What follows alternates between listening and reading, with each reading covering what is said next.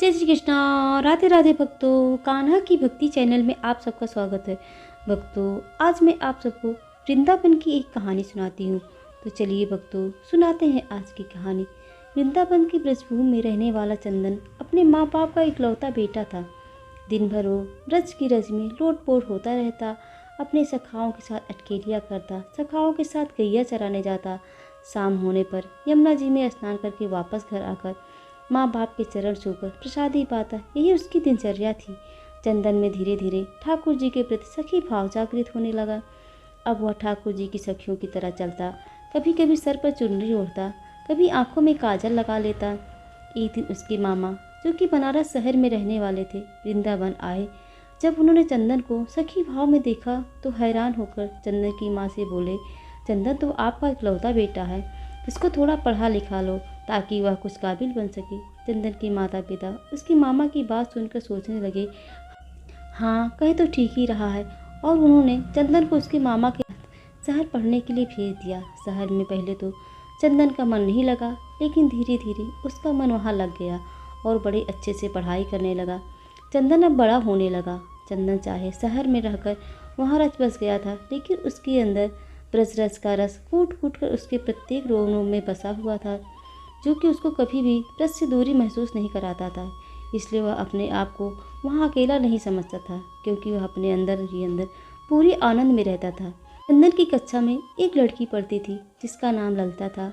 ललिता से उसकी दोस्ती हो गई। ललिता के माता पिता का बचपन में ही स्वर्गवास हो गया। वह अपने नाना नानी के साथ रहती थी। वह बहुत ही सीधी साधी लड़की थी। चंदन और ललिता की खूब बनती थी। स्कूल खत्म होने पर दोनों इकट्ठे ही आगे की पढ़ाई के लिए कॉलेज में प्रवेश लिया। वहाँ पर इकट्ठे पढ़े। चंदन की पढ़ाई अब खत्म हो चुकी थी। वह अपने घर वृंदावन धाम जाने के लिए तैयार हुआ तो उसने ललिता को कहा, क्या तुम मेरे साथ वृंदावन धाम चलोगी?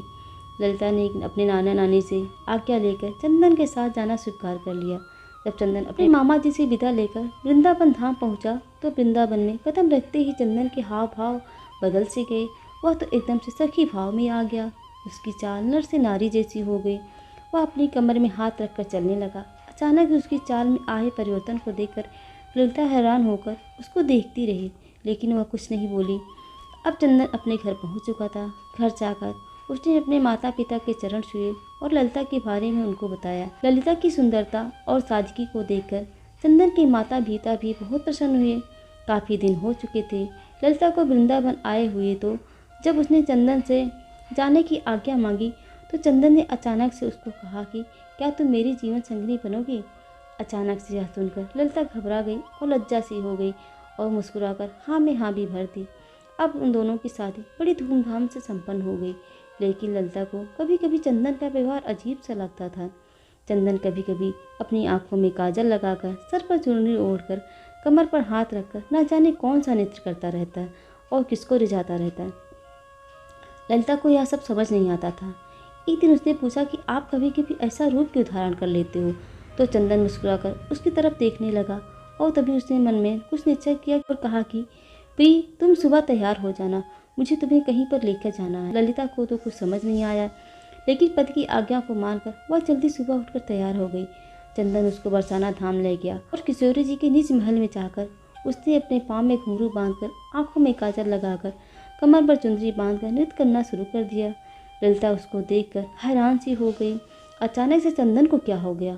वह तो बस अपनी धुन में किशोरी जी के आगे नृत्य करता जा रहा था। उसका नृत्य मंत्रमुग्ध करने वाला था कि वहाँ पर आए सभी भक्तजन ठिठक कर उसके नृत्य का आनंद ले रहे थे।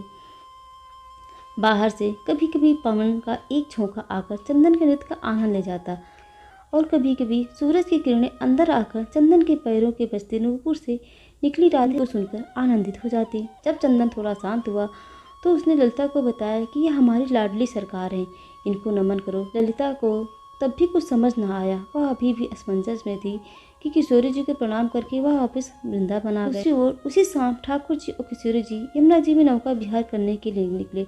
नौका बहुत ही सुंदर तरीके से सजी हुई थी।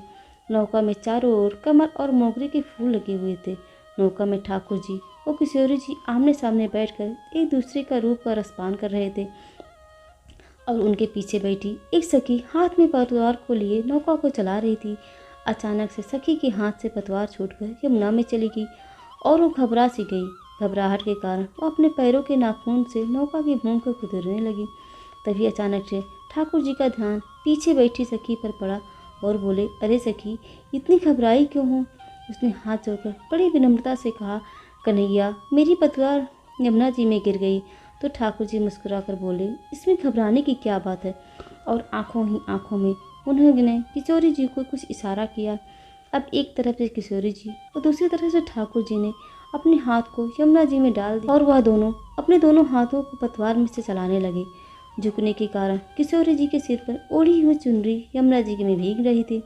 उधर दूसरी तरफ ठाकुर जी का गले में पड़ा पतवार पीताम्बर यमुना जी में भीग रहा था। हाथों पर पीताम्बर और चुनरी पर लगा इत्र यमुना जी में घुल मिल गया था। ठाकुर जी और किशोरी जी ने अपने हाथों से उस नाव को किनारे पर लगाया।